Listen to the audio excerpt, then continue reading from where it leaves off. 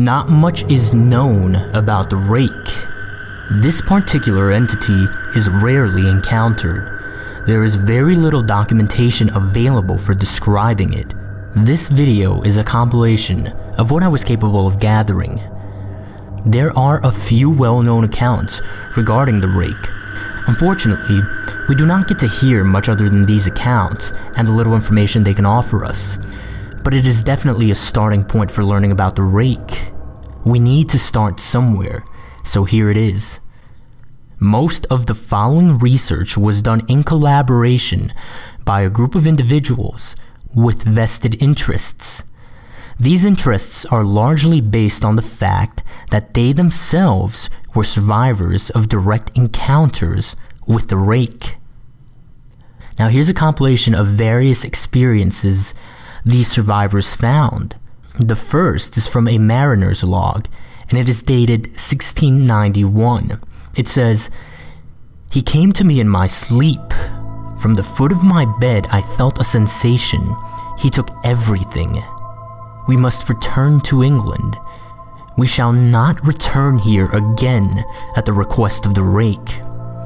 Now this implies some sort of communication between the rake and the mariner, and that the rake somehow convinced or maybe even forced the mariner out of wherever he was and to return to England.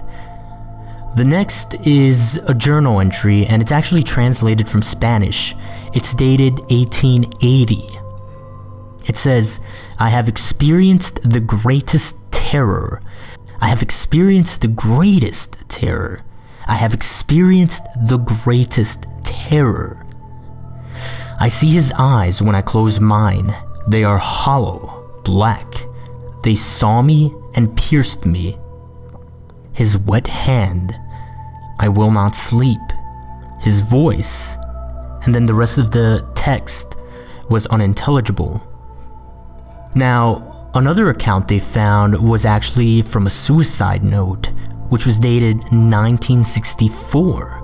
This note said, "As I prepare to take my life, I feel it necessary to assuage any guilt or pain I have introduced through this act.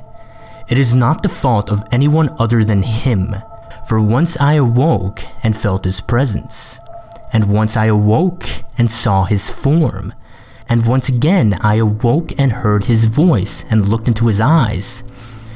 I cannot sleep without fear of what I might next awake to experience. I cannot ever wake.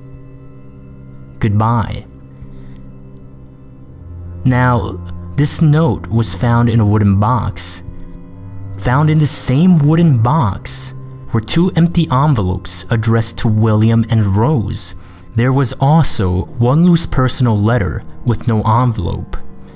This letter said, "Dearest Linny, I have prayed for you. He spoke your name." Finally, here's the main account from one of the actual survivors, one of the actual researchers who compiled the various experiences. This account is from a direct witness. It is from 2006. 3 years ago, I had just returned from a trip from Niagara Falls with my family for the 4th of July. We were all very exhausted after a long day of driving, so my husband and I put the kids right to bed and called it a night. At about 4 a.m., I woke up thinking my husband had gotten up to use the restroom. I used the moment to steal back the sheets, only to wake him in the process. I apologized and told him I thought he got out of bed. When he turned to face me, he gasped and pulled his feet up from the end of the bed so quickly, his knee almost knocked me out of the bed. He then grabbed me and said nothing. After adjusting to the dark for a half second, I was able to see what caused the strange reaction. At the foot of the bed, sitting and facing away from us, there was what appeared to be a naked man, or a large hairless dog of some sort. Its body position was disturbing and unnatural, as if it had been hit by a car or something. For some reason, I was not instantly frightened by it, but more concerned as to its condition. At this point, I was somewhat under the assumption that we were supposed to help him. My husband was peering over his arm and knee, tucked into the fetal position, occasionally glancing at me before returning to the creature. In a flurry of motion, the creature scrambled around the side of the bed and then crawled quickly in a flailing sort of motion right along the bed until it was less than a foot from my husband's face. The creature was completely silent for about 30 seconds, or probably closer to 5. It just seemed like a while. And it was just looking at my husband. The creature then placed its hand on his knee and ran into the hallway, leading to the kids' rooms. I screamed and ran for the light switch, planning to stop him before he hurt my children. When I got to the hallway, the light from the bedroom was enough to see it crouching and hunched over, about 20 feet away. He turned around and looked directly at me, covered in blood. I flipped the switch on the wall and saw my daughter Clara. The creature ran down the stairs while my husband and I rushed to help our daughter. She was very badly injured and spoke only once more in her short life. She said, "He is the Rake." My husband drove his car into a lake that night while rushing our daughters to the hospital. They did not survive.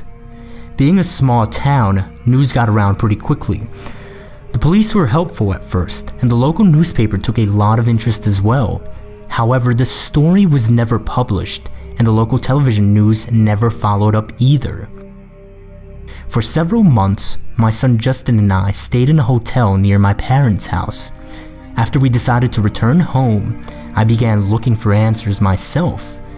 I eventually located a man in the next town over who had a similar story. We got in contact and began talking about our experiences. He knew of 2 other people in New York who had seen this creature we now refer to as the Rake. It took the 4 of us about 2 solid years of hunting on the internet and writing letters to come up with a small collection of what we believe to be accounts of the Rake. None of them gave any details, history, or follow-up. One journal had an entry involving the creature in its first 3 pages, and never mentioned it again. A ship's log explained nothing of the encounter, saying only that they were told to leave by the Rake. That was the last entry in the log. There were, however, many instances where the creature's visit was one of a series of visits with the same person. Multiple people also mentioned being spoken to, my daughter included. This led us to wonder if the Rake had visited any of us before our last encounter. I set up a digital recorder near my bed and left it running all night, every night, for 2 weeks. I would tediously scan through the sounds of me rolling around in my bed each day when I woke up. By the end of the 2nd week, I was quite used to the occasional sound of sleeping while blurring through the recording at 8 times the normal speed. Even so, this still took almost an hour every day. On the first day of the 3rd week, I thought I heard something different. What I found was a shrill voice. It was the Rake. I can't listen to it long enough to even begin to transcribe it. I haven't let anyone listen to it yet. All I know is that I've heard it before, and I now believe that it spoke when it was sitting in front of my husband. I don't remember hearing anything at the time, but for some reason, the voice on the recorder immediately brings me back to that moment. The thoughts that must have gone through my daughter's head make me very upset. I have not seen the Rake since he ruined my life, but I know that he has been in my room while I slept. I know and fear that one night I'll wake up to see him staring at me.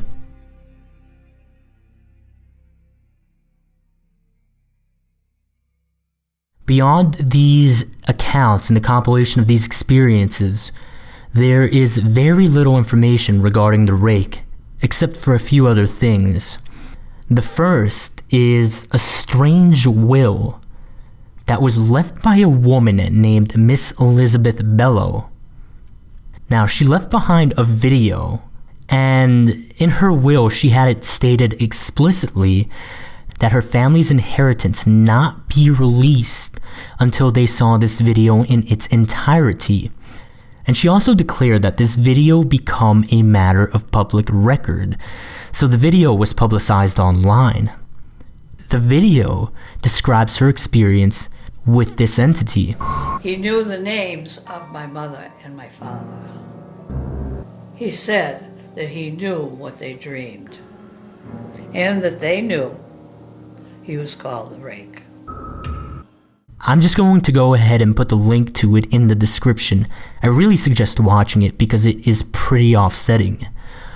But it has the potential to provide some more information regarding what the Rake is and how it behaves.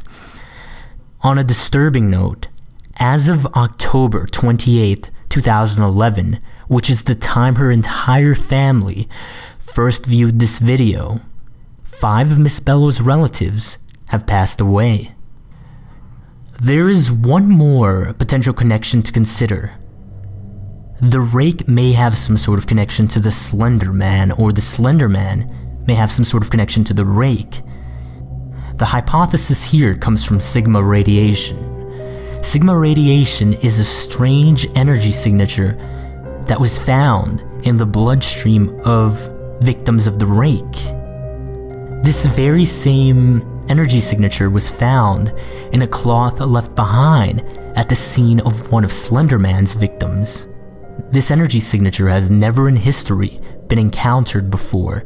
In fact, radiation might be a misnomer because it isn't radiation as we know it. The people who labeled it simply needed to give this energy signature a label, so they called it Sigma radiation. Beyond this, there is not much known about this relationship or this connection between the Slender Man and the Rake. But it is definitely something that needs to be kept in mind and probably will need further research and investigation. So as you can see, we currently have very little to go on. The connections to Slender Man seem to be the most recent data gathered about the Rake. Perhaps further investigation into this relationship will yield useful information. However, anyone doing any such investigation should remain cautious. We do not know exactly how or why these beings behave the way that they do, but if we seek to prevent further dangers and prevent further victimization, then we must push forward in our exploration of this phenomenon.